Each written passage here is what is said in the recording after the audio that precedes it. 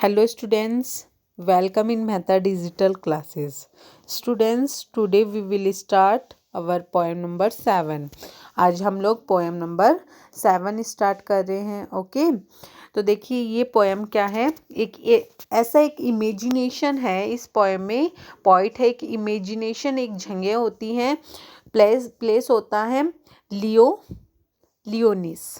क्या प्लेस होता है? Lyonnesse. When I set out for Lyonnesse, जब मैं लियोनिस में था. तो वो ऐसे मतलब कि एक इमेजिनेशन है कि पोइट की क्या है ये, इसमें इमेजिनेशन है कि मैं एक लियोनिस स्थान पे ऐसे जा गया था कभी. तो मतलब कि वो स्थान आज है भी नहीं, वो समुद्र के अंदर जा चुका है. तो कवि वहाँ की कुछ बातें बताते हैं हमें, उस बारे में कुछ बताते हैं, बस वो ही इस पोएम में है. ओके स्टूडेंट्स, तो देखिए बिफोर पोएम पढ़ने से पहले हम ये जो इसमें दिया हुआ है ये पढ़ लेते हैं पहले स्टूडेंट्स. तो देखिए इसमें क्या दिया हुआ है. As a young apprentice artist. Apprentice का मतलब है प्रैक्टिस, यानी कि कवि जो है वो एक यंग है जो कि प्रैक्टिस मतलब कि आर्टिस्ट है, जो कुछ चीज़ें ऐसे बनाते हैं, और ब्रिटिश पोइट भी हैं साथ में, और वो बहुत सारी चीज़ें बनाते हैं. एक बार क्या हुआ, वो पेरिस गए थे. तो वहाँ पे उन्होंने एक चर्च देखी, उसकी मरम्मत करने के लिए गए थे. तो on his return from the Paris, जब वो वापस आए थे, पीपल नोटिस टू थिंग्स. लोगों ने उन पे क्या किए, मतलब कि दो चीज़ें उनके लिए नोटिस की. क्या चीज़ें नोटिस की? एक तो उनकी आंखें बहुत ही ज़्यादा चमक रही थी, और एक उनके जो उन्होंने कोट पहन रखा था उस पर एक पेपर चिपका हुआ था. उस पेपर पे ही लॉइनस नामक स्थान के बारे में लिखा हुआ था, और वही क्या है, हम ये पोएम पढ़ रहे हैं.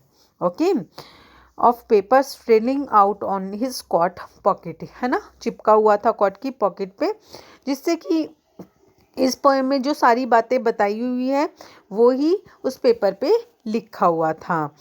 तो ओके स्टूडेंट्स, अपन ये पोएम पढ़ते हैं. You are going to read that very poem inspired by a visit in a place which the poet calls लियोनस.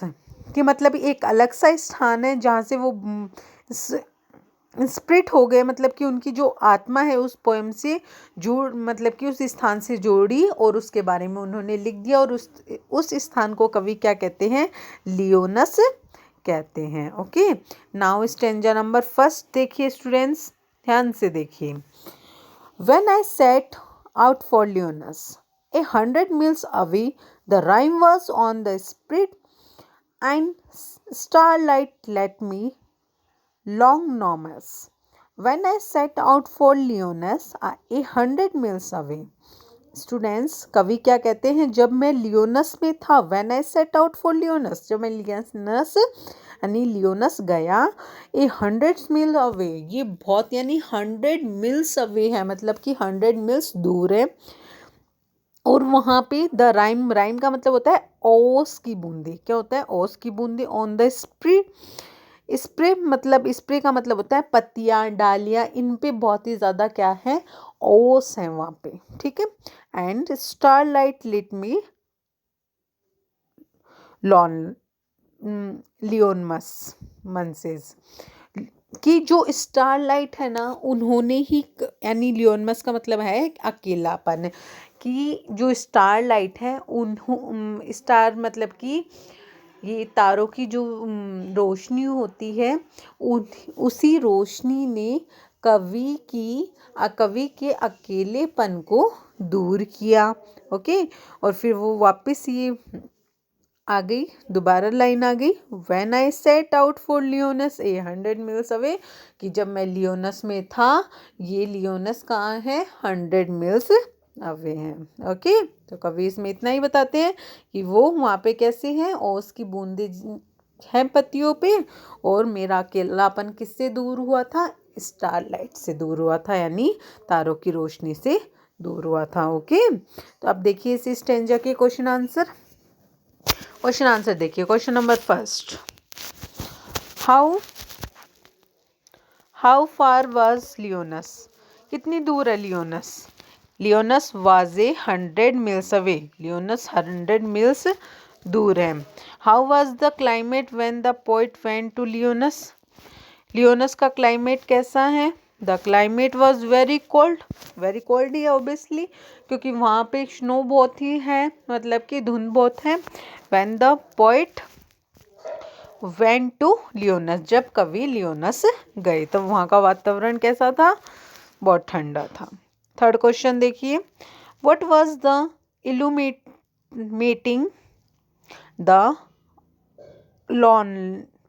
Aloneness of the poet, कवि की अकेलेपन को किसने दूर किया था? किसने दूर किया था? स्टारलाइट ने। Okay students, the starlight was illuminating the aloneness of the poet. अगला क्वेश्चन है, find the word from the stanza which mean frost, frost का मतलब होता है धुंध, इसका क्या मतलब है? राइम, राइम का मतलब होता है ना ओस। ओके, सेकेंड स्ट्रेंजर देखिए स्टूडेंट्स, सेकेंड स्ट्रेंजर इसके बारे में पढ़ लेते हैं। what would Behance at Lyoness, while I should sojourn there, no profit durst declared, not nor did the waste wizard guessed. What would Behance at Lyoness, while I should sojourn there?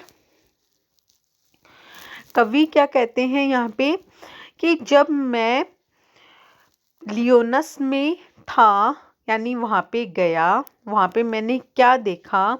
While I should surgeon there, मैं surgeon का मतलब होता है रहना, stay या रुकना। जब मैं वहाँ